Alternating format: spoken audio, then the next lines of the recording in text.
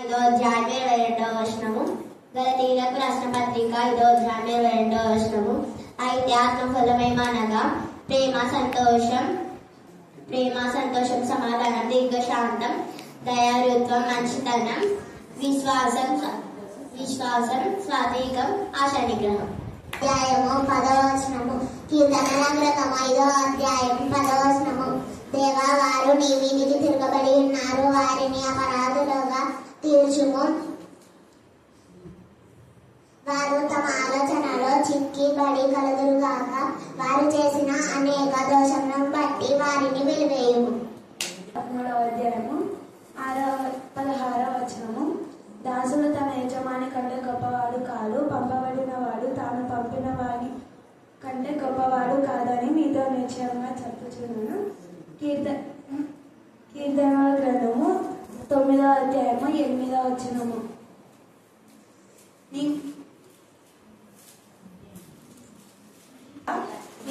యెహోవా నీతిని బట్టి లోకమునకు తీర్పు తీర్చును, యథార్థమును బట్టి ప్రజలకు న్యాయం తీర్చును. And he judged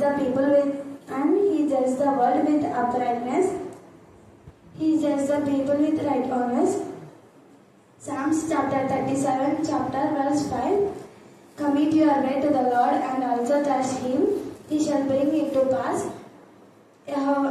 నీవు యెహోవా మీద నమ్మకం ఉంచుము, ఆయన నీ కార్యములు నెరవేర్చును.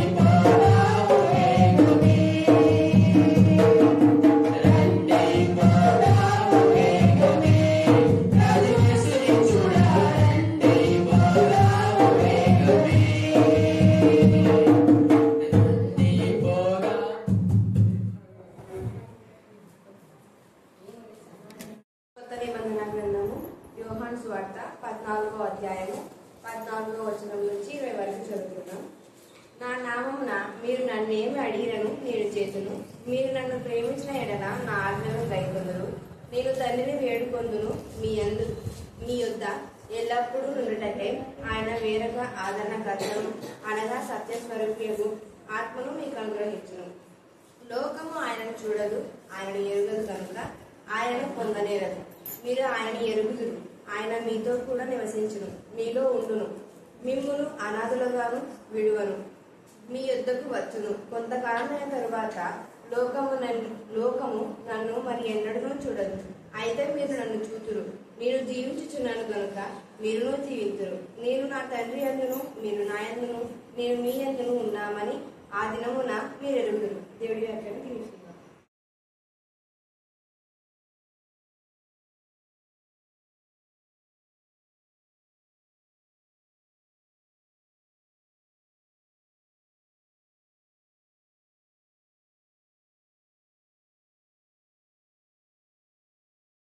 బిడ్డగా ముఖ్యంగా ఎక్కువ నీ వాక్యం చదవాలని ఆశపడుతున్నాను. దాన్ని కృపదాయించని మరి కుటుంబంలో మీ రక్తంలో తొలగించాలని ప్రార్థిస్తున్నా. మరి ఇద్దరు కుమారుడు వివాహ విషయంలో కూడా మీ కృపదాయించమని ప్రార్థిస్తున్నా. వేయడానికి మీరు నా ప్రభ నా తండ్రి ఆలోచన కరెక్ట్గా జ్ఞానాన్ని వివేకం దయచేసి దేవ వాక్యంలో అనేక విషయాలు గ్రహించగల జ్ఞానం కలిగించమని ప్రార్థిస్తున్నా. సోదరి మల్లిక కూడా క్షేమంగా కన్నులు రీచై దేవ మేడంతో పాటు 2 days ఉండాలని నా తండ్రి దేవ వారి ప్రార్థనలో వాక్యంలో గడపడానికి మీకు కృపదాయించమని ప్రార్థిస్తున్నాం తండ్రి. తద్వారా శశి కృష్ణ బ్రదర్ వీళ్ళంతా దేవ నా ప్రభ ఉన్న ఆ యొక్క 2 days నా తండ్రి ఎక్కువ వాక్యంలో ప్రార్థనలో వారు నా ప్రభ ఏకీభవించడానికి ప్రతి శోధన పైన విజయ పొందడానికి మీ కృపాసనం దాయించమని ప్రార్థిస్తున్నాం. అవును ప్రభా నీ ఎందుకు భయభక్తి కలవారు భయభక్తి కలవారిని ఆనర్ చేస్తారు. దేవా నీ ఎందుకు భయభక్తి గల నీతి మంతులు నా ప్రభ నా తండ్రి మరి జోస్వేట నీతి మంతులు నా ప్రభ నిందించిన భక్తిహీనికి తగును అనే వాక్యంలో ఉంది. భక్తిహీనుడు నా ప్రభ నీతి మంతులు మాటలు లెక్కలు పెట్టారు. దేవా నా ప్రభా ఈ సమయమందు ఎంతమంది భక్తిహీనులుగా ఉన్నారో అనేక మంది దైవజనులు గద్దించి చెప్పిన మాటలకు విధేయత కలిగి తమ బ్రతుకులు సరిదిద్దుకోవడానికి మీ కృపాసనం దాయించని ప్రార్థిస్తున్నాం. మా జీవితంలో మా ప్రభ నా తండ్రి ఎన్నో కిటికీలు మా తండ్రి ఉన్నాయి. దేవ నా ప్రభా స్తంభాలు నా ప్రభా ప్రతి స్తంభం పైన దేవా కిటికీలు మీరు ఉంచారు. ప్రతి యవన బిడ్డకు నా ప్రభా నా తండ్రి శరీరంలో నా కిటికీలను సరి చేసుకునే జ్ఞానం కలగొచ్చని ప్రార్థిస్తున్నాం. ప్రతి యవన బిడ్డ ఖర్చులం చెట్టులాగా ఉండడానికి మీకు దయచేసి ప్రార్థిస్తున్నాం. దేవా ఈ సమయం మా ప్రభా చేరి వచ్చిన ప్రతి ఒక్కరిని మీ ఆత్మశక్తితో మీరు నింపండి ప్రభా. కిటికీలలో మందని ఖర్చులం చెట్టులో స్తంభాల్లో ఉన్న మార్మికమైన సత్యాలు మాతో మీరు మాట్లాడి నీకే మహిమ ఘనత ప్రభావం చెల్లించుకోమని మమ్మను మా ఆత్మను మీ చేతులకే సమర్పిస్తున్న జీవితంలో ప్రార్థిస్తున్నాం తండ్రి. ఆమేన్ ఆమేన్ ఆమేన్. అన్ని జనులు ప్రవాహం లాగా మీరు వస్తారన్నారు తండ్రి. వారిని మీరు నడిపిస్తున్నారు తండ్రి. ముఖ్యంగా పల్లవి ప్రతి ఫ్రైడే రెగ్యులర్ గా నా ప్రభావ ఇక్కడికి రావడాన్ని బట్టి నేను స్థుతిస్తున్నాను. ఆయన వెంటాడే చిరశక్తులు ఏ స్థానంలో గర్తించి పల్లవిగా బంధించమని ప్రార్థిస్తున్నాం. పల్లవి కుమార్తెలో ఉన్న ఆస్తమా దాని ఏ శ్రమ లైట్ బాగుంటాయి ప్రభా నీకే చూద్దాం. అసలు మా ప్రభా వాళ్ళు వదిలే నా ప్రభ నా తండ్రి 4 పిల్లలను వదిలిపెట్టి నా ప్రభా చెడు ఆలోచనలో చెడు మా తండ్రి మార్గంలో ఉంటున్నారు ప్రభా. అనేక మంది నా ప్రభ నా తండ్రి దేవా నా ప్రభా ఎవరి బిడ్డలో ఉన్నా ఎవరైనా అందరి పాపం జీవితం శారీరక క్రియలు ఏ సమయం చంపివేమని ప్రార్థిస్తున్నాను. ఒక్కరిని చూసి ఒకరు నేర్చుకుంటారు. ఎంతో మంది భార్య భర్తలకు నా తండ్రి సమాధానం లేక భర్తను భార్య విడిచిపెడుతున్నారు, భార్య భర్తను విడిచిపెడుతున్నారు తండ్రి. ఆ నేచర్ అందరూ వేసినా లయపరచమని ప్రార్థిస్తున్నాను. దేవా కనికరించండి కానీ కొందరి విషయంలో మాత్రమే మీరే మా ప్రభా వారిని నా ప్రభా దుర్మార్గమైన మా ప్రభా భార్య నుంచి దుర్మార్గమైన భర్త నుంచి వేరు చేసి వారికి మంచి జీవితాన్ని మీరు ఇస్తున్నారు. అందుకు మేము స్తుతిస్తున్నాం. దేవా మీకే స్తోత్రం ప్రభా నిన్నువే మాయపరచుకొని ప్రార్థిస్తున్నాం. మీరు చేసిన మేలకు ఉపకారాలకు ఎంత స్తుతించా కూడా తక్కువే. సంతోషంగా మీరు ఇచ్చిన స్వస్థం బట్టి మేము స్తుతిస్తున్నాం. ఆ స్తోత్రం దేవా ఇప్పుడు బిడ్డలు ఇచ్చిన ప్రార్థన విన్నపములన్నీ కూడా మీరు కరుణాపీఠంలో ఎత్తుపడుతున్నాం. కనికరించండి. సరోజని కుమారునికి అద్భుతమైన స్వస్థం మీరు ఇచ్చారు. రాఘమ్మ మేడంకు అద్భుతమైన స్వస్థం మీరు ఇచ్చారు ప్రభా నీకే స్తోత్రం. ఇంకా ఎంతమంది కాల్ చేశారో వాళ్ళందరినీ బట్టి మేము స్తుతిస్తున్నాం. చిన్ని బిడ్డల యొక్క లేఖన భాగాలు అనేక జీవితాల్లో వెలుగు బాటగా వెలిగిస్తున్న విధానం బట్టి మేము స్తుతిస్తున్నాం.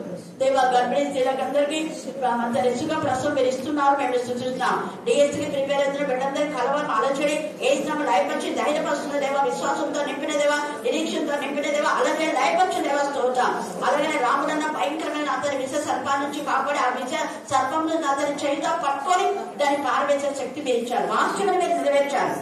పాములను ఎత్తిపట్టే శక్తి మీరు ఇస్తానన్నారు. అలాగే నా ప్రభా తండ్రి బ్రతికున్న పాముల చేత పట్టిన తండ్రి దేవా దాని తల చిన్నపడే కృప దయచేసిన దేవా స్తోత్రం. అందరు గట్టి చెప్పాలి. ఆదరణకర్త అనే మాట ఈ యొక్క యోహాను సువార్త 14వ అధ్యాయంలో తేదగా మాట్లాడుతున్నాడు. మరొకసారి 14వ వచనం చదవండి. నా నామమున మీరు నన్నేమి అడిగినను నేను చేతును కదా. ఈ మాట చిన్నప్పుడు నేను కంటెక్ట్ చేశాను. అంటే అమ్మ ఉన్నప్పుడే అమ్మ కొన్ని కీవర్డ్స్ మాకు కండక్ట్ చేయించింది. ఏది అడిగినా నన్ను కాదు అడిగేది, ఏసైని అడుగుకోండి, ఏసై నామపేదాన్ని. కానీ అడిగిన వాటికంటే ఊహించిన వాటికంటే ఎక్కువనే చేస్తున్నాడు దేవుడు చాలాసార్లు. ఇంకా కొన్నిసార్లు నా అనుభవంలో నేను అడగకుండా జస్ట్ ఇలా చూసిందా, ఇది బాగుంది అనుకుంటే చాలా, అది నాకు తెలిసింది. జస్ట్ నేను ఊరికే దాన్ని చూసి అది ఇది బాగుంది అని కూడా అనుకోకూడదు. ఎంత రోషం వల్ల దేవుడు అయ్యా ఎంత థ్యాంక్ గాడ్ అనుకుంటా. అంటే అది అప్పుడే రాకపోవచ్చు, దానికి టైం నిన్న కూడా చెప్పే కదా, 20 సంవత్సరాలు కావచ్చు, 5 సంవత్సరాలు కావచ్చు. కానీ నేను అడగకుండానే దేవుడు నాకు ఇస్తాడు. అది ఊరికే బాగుంది అని అనుకున్నాను. ఇలాగా ఇంకా అనుభవంలో చాలాసార్లు ఈ గుడిలో 35 yearsలో నేను ఊరికే మనసులో ఏమనుకున్నా అంటే ఈరోజు చికెన్ తెచ్చుకుంటే బాగుండు, తెప్పడానికి చికెన్ లేదు కదా అని అనుకుంటా. ఊరికే చూస్తా కూడా బయటకు వచ్చి ఎవరైనా ఉన్నారో లేదు, అక్కడికి ఇంకా అర్థం లేదు అని అనుకుంటా కదా. ఆ రోజు ఎవరో పంపించారు. అంటే నేను తెచ్చి చేసుకోకుండా చేసినదే నాకు ఇచ్చుకుంటాను. హల్లెలూయా, హల్లెలూయా. ఎంత ప్రేమ గల తండ్రి అంటే ఇవి నేను అనుకోకపోతే ఈ కరుణాపీఠం కర్తాను నేను అనుకోలే. కాకపోతే జస్ట్ ఏమనుకున్నా అంటే కరుణాపీఠం ఎప్పుడు కూడా నా మైండ్లో వెదలేదు. కరుణాపీఠం పైకి వచ్చి మాట్లాడుతానన్నాడు. అప్పుడు కరుణాపీఠం ఉంది, మరి ఎక్కడి నుంచి తేవాలి ప్రభా కరుణాపీఠం, నేను ఎక్కడి నుంచి చేయమంటే చేస్తా. ఎంతైనా నా ప్రాణం పెట్టి కానీ ఆ కరుణాపీఠంలో ఊరికే నమూనన్నా చేసుకుంటే బాగుంటుందేమో అని ఎన్నిసార్లు అనుకున్నా. నమూనా చేస్తే బాగుంటుంది, ఎవరు చేస్తారు దాన్ని చేయడానికి ప్రత్యేకమైన వాళ్ళు ఉండాలా, అది తుమ్మకాలతోనే చేయాలా, ఇలాగా ఎప్పుడు దాని గురించి ధ్యానమే ఉండేది. కానీ దేవుడు కరుణాపీఠం కట్టడానికి వచ్చింది. హల్లెలూయా. అంటే కరుణాపీఠం పెట్టుకుని నేను ఒక్కదాన్నే దేవుడిని ఆరాధించకుండా ఎంతమంది ఆరాధించారు. ఇవన్నీ ఉదాహరణలు మాత్రమే. అయితే దేవుడు మీరు ఏమడిగినా కూడా ఆయన నామపేట ఖచ్చితంగా చేస్తాడు. ఆయన 100%. కానీ నమ్మకంతో అడగాలి. అల్ప విశ్వాసం అవిశ్వాసం వద్దు. ఎప్పుడే కానీ నా నామపేట మీరు నన్ను ఏమడిగినా నేను చేతున్నా అనే మాట దగ్గర ఎప్పుడు మనం మొదటి తెస్సలోనికైల 5:16-18 మర్చిపోకూడదు. ప్రతి విషయంలో కృతజ్ఞత పూర్తిగా మీ విన్నపం దేవుడికి తెలియజేయండి. ఆత్మను ఆత్మకు అంటే ఎక్కడున్నా కూడా దేవుడు చేసిన ప్రార్థన ఈ రోజు ఒకసారి చేస్తున్నావు. రోజంతా ఇచ్చినందుకు కొన్నాడు థ్యాంక్ యూ చేసి హల్లెలూయా ప్రైజ్ ది లార్డ్, ఏసు రక్తమే జయం, నీ రక్తంలో నువ్వు నాకు ఇచ్చావు, నీ సిలువలో నా ప్రతి బాధ తొలగించావు అని ఊరికి అనుకుంటున్నాను. అంతే, బాధ నివారణ అయిపోతుంది. హల్లెలూయా, హల్లెలూయా. కృతజ్ఞత ముందే మనం దేవుని స్తుతించాలి. అందుకే విజయం ఇవ్వని కాదు, ఇచ్చినావు దేవా వందనాలనే చేస్తూ ఉండాలి మనం. తర్వాత ఇంకొకటి ఏమంటే ఆయన నామమున మీరు నన్నేమి అడిగినాను నేను చేతును అన్నాను. మీరు నన్ను ప్రేమించేలా నా ఆజ్ఞలు గైకొందు. ఇక్కడ ఇంకొకటి మనకు ఇస్తున్నాడు హెచ్చరిక. దీని ఏమంటారంటే హెచ్చరిక. నిజంగా నేను నామపేట మీరు అడగాలి. అయితే నా ఆజ్ఞలను మీరు ఏం చేయాలంట చెప్పాలా? అందరూ చెప్పాలా? అందరి గైకొంటున్నాను. నిన్ను వలె నీ పొరుగు వాడిని ప్రేమించమంటే వాడికి ఏం లేకపోయినా మనకు కావాలంటా. దీంట్లో చాలా మార్మికమైన సత్యం ఉంది. నిన్ను వలె నీకు రక్షణ ఉంది, వేరే వ్యక్తికి రక్షణ లేదని తెలుసు. నీకు తెలిసినప్పుడు వాళ్ళకి ఎంత మాత్రం చెప్తున్నాము, వాళ్ళ పక్షంగా మనం ఎంత బాధ్యత వహిస్తున్నాం. ఊరికే మనం ఏమంటే వాళ్ళ కోసం ప్రార్థన చేస్తాం. ప్రార్థన చేయించడం ద్వారా కాదు, గద్దించాలి, హెచ్చరించాలి, వాళ్ళకి బుద్ధి చెప్పాలి. ఏసే ప్రార్థన చేస్తాడు, ఇన్ ద సేమ్ టైం గద్దించాడు. అవునా కదా? హల్లెలూయా. నేను ప్రార్థన చేస్తున్న దేవా 40 రాత్రింపగలు చేసినా నేను సందేశం గురించి ఇంకా నువ్వే వేసుకొని ఇష్టం అని ఊరికే ఉండింటే సందేశం మార్చబడదా? మార్చబడదు. 40 రాత్రింపగలు నేను మద్దలైన మెర కోసం చేస్తున్నాను దేవా, ఆమె నీకు అప్పగిస్తున్నా నాకు తెలియదండి. నేను చెప్తే కదా నా నాయక చెప్పాలి పడేస్తుంది. నువ్వు 7 దయ్యాలు ఉన్నాయి నీలో, ఇది ప్రతి విధమైనటువంటి శారీరకమైన ఇచ్చలన్నీ నీలో ఉన్నాయి, కామ క్రోధ మతం ఆశ్చర్యం నీలో ఉన్నాయి అంటే నేను పాపనా, నేనేమన్నా వ్యభిచారనా మరి అంటున్నావే అని గొడవ పడతాను కదా. అవన్నీ అలా వేస్తాడు. ప్రార్థన చేశాడు, హెచ్చరించాడు, గడ్డి గద్దించాడు, బుద్ధి చెప్పాడు, అందుకనే మారినాడు. కొందరు మారవాళ్ళు ఉండే వాళ్ళు భ్రష్టత్వానికి అప్పగించారు. భ్రష్టత్వంలో ఉండేవాళ్ళు మనం ఎంత చెప్పినా మారరు వాళ్ళు, అంతే వాళ్ళు భ్రష్టులే. అది కూడా ఇక్కడ ఉంది, తర్వాత చూసుకుందాం. ఇక్కడ అందుకనే మనం ఎప్పుడే కూడా దేనికోసం నువ్వు ప్రాణం చేసినా దాని కృతజ్ఞత చెల్లించాలి. విశ్వాసంతో నిరీక్షణతో ఖచ్చితంగా ఇస్తాడని స్తుతి చేస్తూ మనం ఆయనను అడగాలి. ఆయనను అడిగే విధానంలో ఆజ్ఞలు గైకొంటూ ఏంటి ఆయన ఆజ్ఞ అంటే, నేను 8 సార్లు చెప్పినా మీకు. సామెతలు 8:32 ఏముంది చూడకుండా చెప్పండి. ఇది చాలు. Very good. గాడ్ ముస్లిం అనుదినము, ఒక్కరోజు కాదు, అనుదినము నా గడప ఎదురు చేయి, నా బాధ ద్వార బంధం నుంచి నా ఉపదేశం వినేవారు. అప్పుడు నువ్వు ధన్యులమైపోతావు. ధన్యులైన వారే ఏ ఆజ్ఞలు గైకొంటారు అంటే అందరూ వస్తున్నారు. ఆయన ఆజ్ఞ ఏంది? మీరు నా పిల్లలు ఎప్పుడు నా దగ్గర ఉండాలి. మీ పిల్లలు ఎప్పుడు మీ దగ్గర ఉండాలి. కొడతారా లేదా? మరి ఇప్పుడు మనంతా మార్గం పుడుకోపోతే వాళ్ళ మీద బాధపడతారు. నా బిడ్డ పోతుందని ప్రాణం చేస్తుంది. బిడ్డ దగ్గర ఉంటే అక్కడ దగ్గర నుంచి ప్రాణం చేయండి కదా అన్నది. దూరం పోతుంది ప్రాణం ఎందుకు దూరం మీద ఎక్కుతుందో ఏమో. కానీ ఏసే ఎంత బాధపడి నీ పిల్లలు 6 రోజులు 1 నెల రోజులు ఉండకపోతే నీకు అంత తపన ఉంటే మళ్ళీ బిడ్డ వచ్చే వరకు బాధ ఉంటుంది. మరి ఏసైకి ఎంత ఉంటుంది? నీకోసమే ప్రాణం ఇచ్చే రక్తం కాల్చే ఏసైకి ఎంత బాధ ఉంటుంది. నువ్వు వారానికి ఒకసారి వస్తాయి. సో ఇది గుర్తుపెట్టుకోవాలి. ఆయన ఆజ్ఞ అదే, ఎల్లప్పుడూ మనం ఆయనతో ఉండాలని. అందుకనే మనకు ఆయన ఏం చేస్తున్నాడు? ఎల్లప్పుడూ ఉండేటటువంటి ఆత్మని ఇస్తున్నాడు. మీరు నన్ను ప్రేమించిన ఎడల నా ఆజ్ఞలు గైకొందురు, దేని తండ్రిని వేడుకొందును, మీ యొద్ద ఎల్లప్పుడూ ఉండుటకై ఆయన వేరొక ఆదరణగా తండ్రిని వేడుకుంటాడంట ఏసై కూడా. అప్పుడు వేడుకుంటే వేరొక ఆదరణకర్త అనగా సత్య స్వరూపేక ఆత్మ మీకు అనుగ్రహించును. ఇంత తెలియదు చెప్తున్నాడు, కాన్ఫిడెన్స్ గా చెప్తున్నాడు. నేను వేడుకుంటా, మీకు అనుగ్రహిస్తాడేమో నేను చెప్పాలి అని చెప్పాలి. అనుగ్రహించును, ఖచ్చితంగా ఇస్తాడు.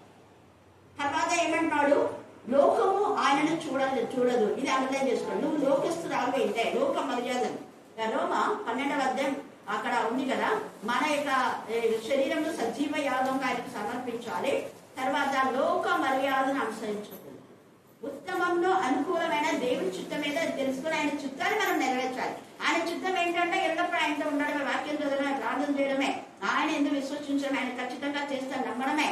మనుషుల పైన నమ్ముకోవడము అంటే చేతుబడి మాంత్రిక శుద్ధ శక్తులు కానివ్వండి, లేకపోతే దబ్బిచ్చే వాళ్ళు ఎంతైనా ఇస్తారులేని వాళ్ళని నమ్ముకుంటే నీ అప్పేది లేదు. మళ్ళీ చెప్తాను. అయితే దేవుని నమ్ముకోవడం అంటే దేవుని పైన ఆధారపడిన అప్పు చేసిన అప్పు తీర్చకుండా ఉండాలంట. ఖచ్చితంగా తీర్చుతారు. ఎందుకు వాళ్ళు దేవుని నమ్ముకున్నారు కాబట్టి. దేవుని నమ్ముకుని ఒక సొమ్ము నీ దగ్గర ఒక్కరోజు కూడా నమ్ముతాము. ఒకరి వస్తువు ఒక్కరోజు కూడా మన దగ్గర వెంటనే వాళ్ళకి ఇచ్చేస్తాయి. అందుకనే ఇవన్నీ కూడా దేవుడు మనతో మాట్లాడతాడు. ఎవరు? ఆదరణకర్త మనలో ఉంటే ఆదరణకర్తను ఆయన పంపిస్తాడు. సత్య స్వరూపేక ఆత్మ మీకు అనుగ్రహించడు. లోకం అయితే ఆయన చూడదు, ఆయన ఎరగదు కనుక ఆయనను పొందలేరదు. లోకంలో ఉండదు. కొంతమంది దైవజనులు వాక్యం చెప్తుంటే పరిశుద్ధాత్మ ఎప్పుడు వస్తుందా, ఏమన్నా ఎప్పుడు ఉంటుందా అన్న వాళ్ళు ఉన్నారు. నేను విన్నాను, చాలా మంది వీళ్ళు కూడా అన్నారు నాకు. అప్పుడు వాళ్ళలో ఆత్మ లేదు. వాళ్ళెవరు? లోకస్తులు కాబట్టి లోకస్తులను పిలుచుకుంటారు. వాళ్ళకి ఏమైనా చెప్పడానికి, వాళ్ళ గొడవలను సరి చేయడానికి దేవుని పైన ఆనుకోరు. వాళ్ళు లోకస్తులను పిలుచుకుంటారు. లోకస్తులతో పంచాయతీ చేస్తారు. ఎంత షేమ్. నాకు అది అర్థమైపోయింది. దేవుని మందిరంలో దేవుని యొక్క నామం గనపరిచి వాక్యం ప్రకటించడం కోసం ఎవరినేమైనా పిలిచి పంచాయతీలు పెడతారని చి అన్నాను. అందరూ చచ్చి అన్నా. హల్లెలూయా. అందుకే వాక్యం వాక్యం ప్రకటించడం కోసం. వాక్యం అందరిది, మందిరం అందరిది, అందరికి అవకాశం ఇవ్వాలి. అలాంటిది వాళ్ళెవరో వచ్చి వాళ్ళు చెప్తారులే, వీళ్ళు చెప్తారులే అనడం ఏంది? ఇక్కడ యేసయ్య తేటగా మనతో మాట్లాడుతున్నాం. లోకం ఎరగదు, చూడదు కాబట్టి వాళ్ళకు తెలియదు. ఆదరణకర్త ఉంటే మీరు కూడా చెప్పండి.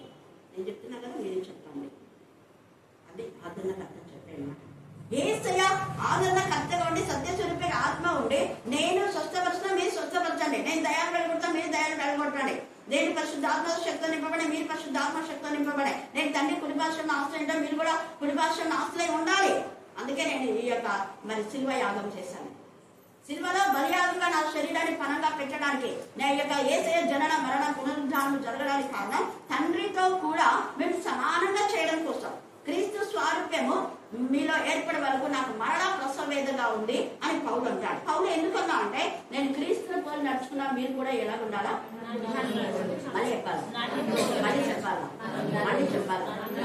అక్కడ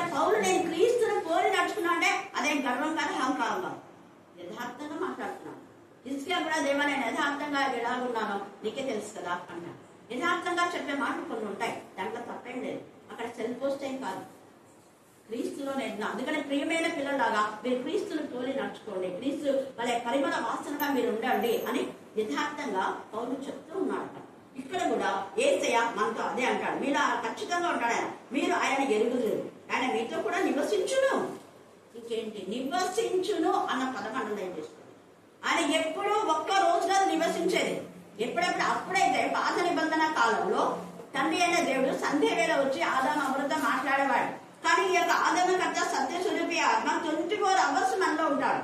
మీతో నివసించును, మీలో ఉండును. ఇది బుద్ధి లేకుండా పరిశుద్ధ ఆత్మ ఎప్పుడు వస్తుంది అని చెప్పే వాళ్ళకి మాట చెప్పండి. బాప్తిజం తీసుకున్నప్పుడే వస్తుంది, లేదు వాక్యంలో బాప్తిజం తీసుకున్నప్పుడే వస్తుంది.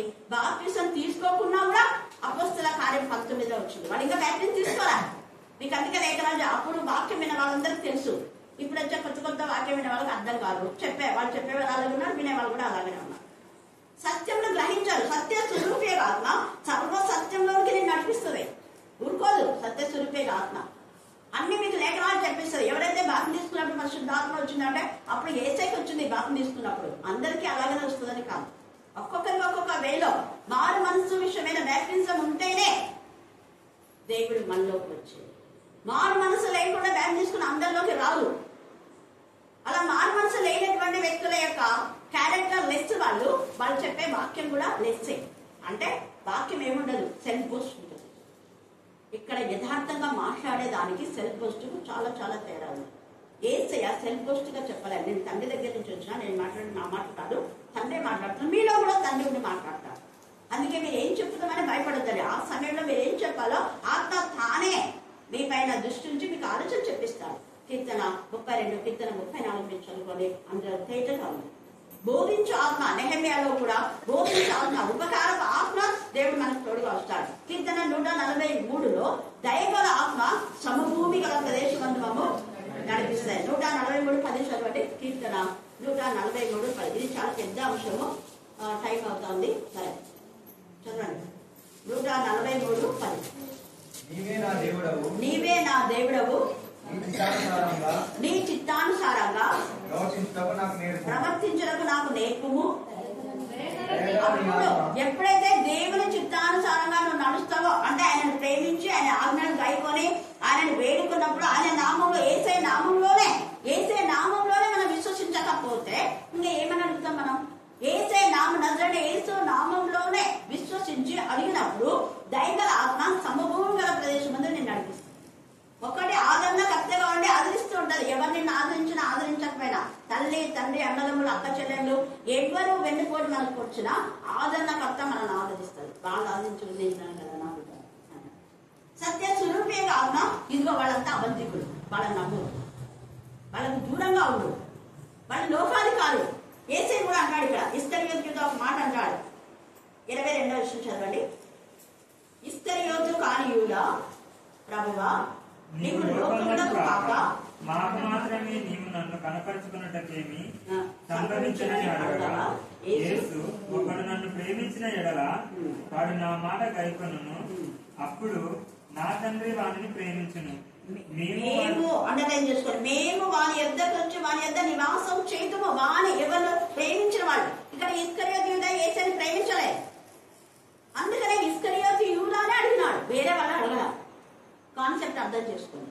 మిగతా వాళ్ళంతా అడగలేదు, మౌనంగా ఉన్నారు. అత్క ప్రసంగిగా మాట్లాడుతున్నారు. వాక్యం చెప్పే వాళ్ళే బూదుకులైన వాళ్ళే. వాళ్ళ అత్క ప్రసంగులని దేవుడు ప్రూఫ్ చేస్తాడు. ఎలాగా అంటే ఇక్కడ చూడండి, ప్రూఫ్ చేస్తున్నాడు. ఇక్కడ 30 వచనం, ఇదే 14:30. చాలా విషయాలు చెప్పాడు యేసయ్య. ఇకను మీతో విస్తరించి మాట్లాడను. ఎందుకంటే మాట్లాడడం నాకు ఉంది, కానీ వాడు వస్తున్నాడు. ఈ లోకాధికారి వచ్చుచున్నాడు. నాతో మనకి అసలు సంబంధమే లేదు. అన్నదం చేసుకోండి. నాతో కూడా సంబంధం లేదు లోకస్తులతో. నేను వేరుగా ఉంటాను. ఎస్, నేను ఇక్కడికి రాకముందే నేను తీసుకున్న నిర్ణయం, లోకస్తులతో నాకు సంబంధం వస్తుంది ప్రభావం. అందుకే నేను నుంచి బయటకు వెళ్ళాలి, ఒకరితో కూడా బయట మాట్లాడాలి. అందుకే మీ భాష కూడా నాకు రాదు. ఇక్కడ చాలా మంది అంటారు, అక్కడ గురువులు ఉన్నారు, మీకు ఆ భాష రాలేదే అంటున్నారు.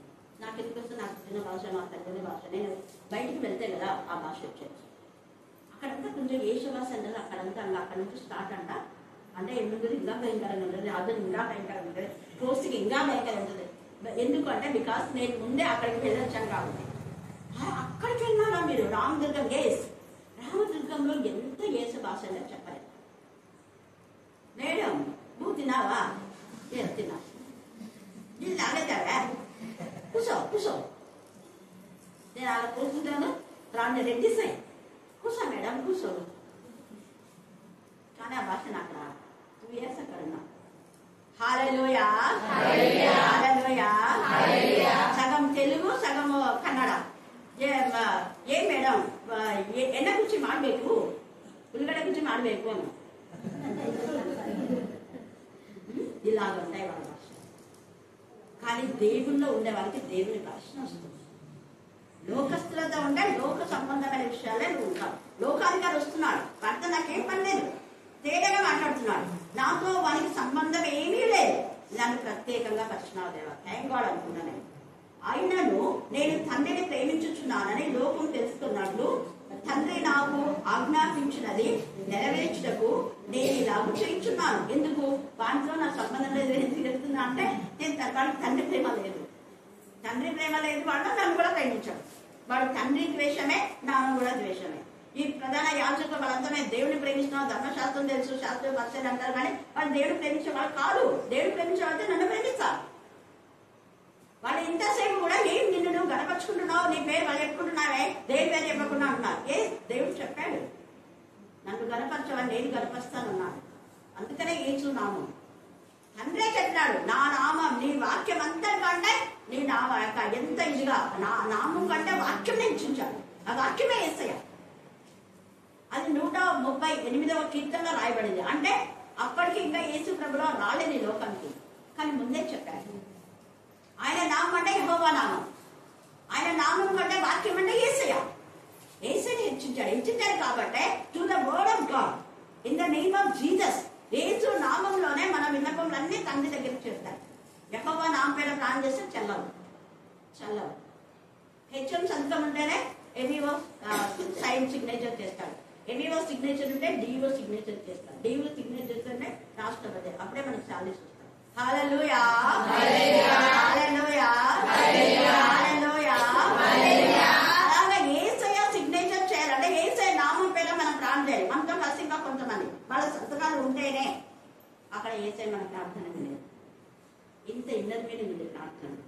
అందుకనే అంటున్నాడు కదా, ఎంత నేను ఇలా చేయించున్నాను లేండి, ఇక్కడ నుండి వెళ్తాం. వాడు వస్తున్నాడు, మనతో మనకు సంబంధం మనం పోదాం కదా. ఇది జీవితం. లోకాధికారులతో సంబంధం మనం ఎప్పుడు పెట్టుకోకూడదు. అలాగే కీర్తన 142:7. కీర్తన 142:7. నేను నీ నామమునకు కృతజ్ఞతాస్తుతులు చెల్లించినట్లు చిరసాలలో నుండి నా ప్రాణమును తప్పెట్టుకున్నాను. అప్పుడు నీవు నాకు మహోపకారం చేసి చూచి నీతిమంతులు